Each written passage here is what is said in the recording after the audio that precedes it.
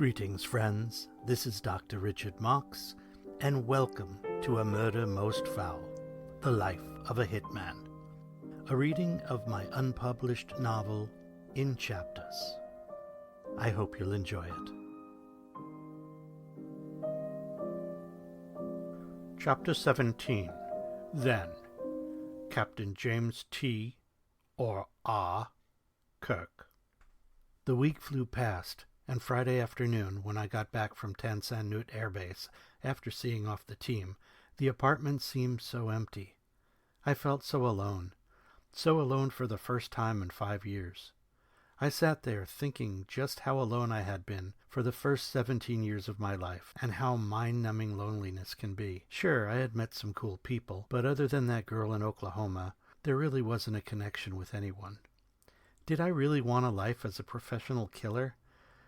I decided that I'd go see Sarge upon my return to the States and see what he had to say.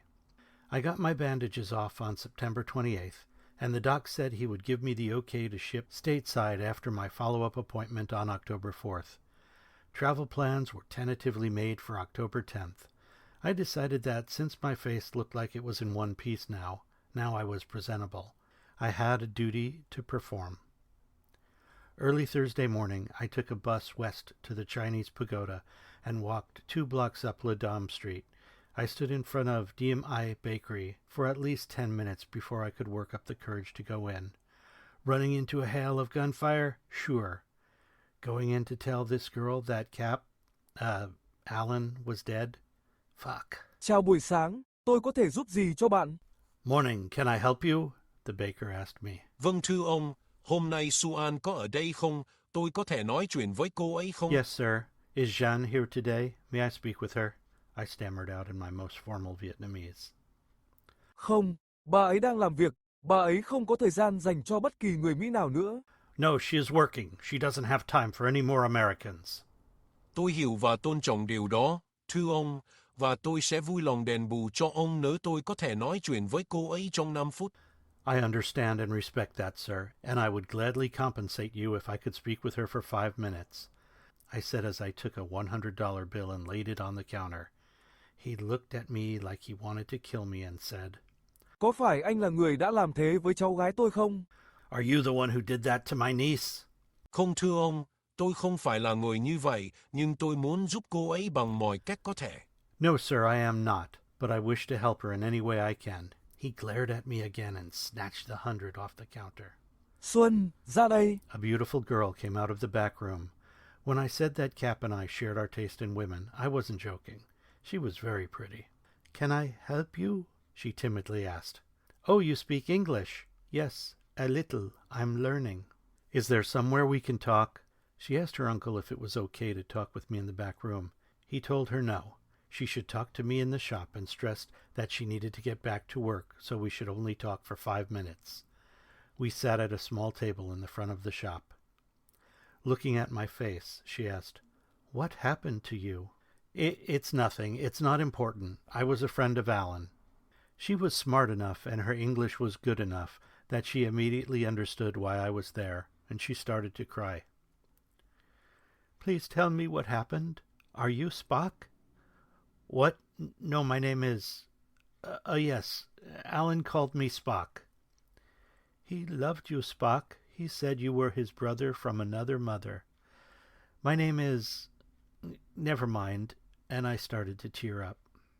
Họ là những kẻ yếu đuối. Họ sẽ không bao giờ chiến thắng trong cuộc chiến này. There are soft people. They will never win this war, her uncle said from behind the counter. We both ignored him. Please tell me everything, she said, touching her stomach as if comforting the unborn child inside her. I told her about the operation and how Allan had died. I told her that he wanted to marry her and take her to America. I know, she said. That's why I'm learning English. You saved many girls. That was very brave. Did that, she indicated my face, happen to you? Yes. You should be proud. Can you do something for me? I was tempted to say I would do anything she wanted, but I knew she might have a wish I could not grant. What do you need? I asked cautiously. I wish to give our child Allan's name, but I don't know it. Do you? My brother's name was Allan Thomas Walker, and I'm sure he would be honored. He told me he loved you very much. I was completely failing to hold it together. What is your Christian name, Spock? And I realized I really didn't know. My paperwork said Joseph, but that's not my name. Billy? Hell no. I was 23 years old and I really didn't have a name. The guys had said that since Allan was gone, I was the captain now. So without thinking, I said, James. Fuck, I hate my life. James Kirk. Then our baby will be Thomas James Walker if it's a boy, and Keelan if it's a girl. Do you think Allan would approve? I'm sure he would. Thank you for coming, James, and thank you for being Allan's brother. This is from Allan's brothers and his father. We considered ourselves a family. I said, handing her the box that we kept in the refrigerator. Goodbye, Xuan. God bless you. I contemplated the value of that wish coming from an agnostic. As I went to the door, the uncle shouted at me. Về nhà đi thằng Yankee, cút khỏi đất nước chúng tôi. Go home, Yankee. Get out of our country. As I started walking down Ladum, a jeep-load of GIs came tearing down the road with the radio blaring rock music. I didn't recognize the music, but I did catch the lyrics.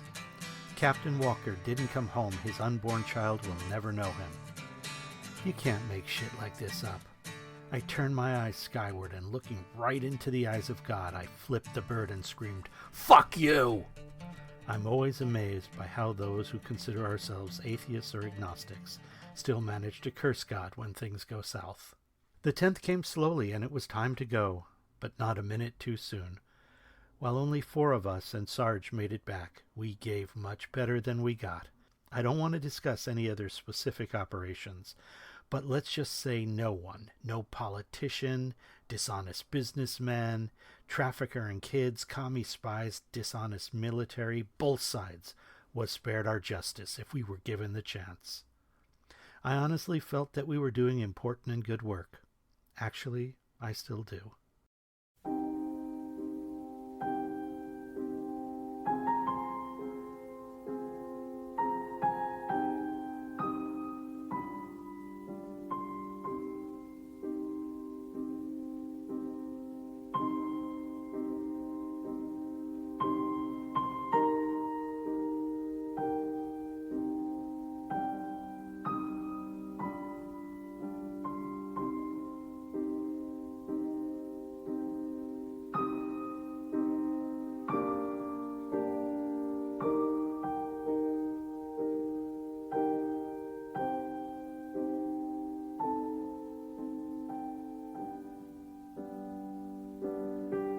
Thank you for listening to A Murder Most Foul, The Life of a Hitman, copyright 2025, as read by me, the author, Dr. Richard Marks. A new chapter will be posted each week. A Murder Most Foul is produced and recorded at Batavia Studios in Jakarta.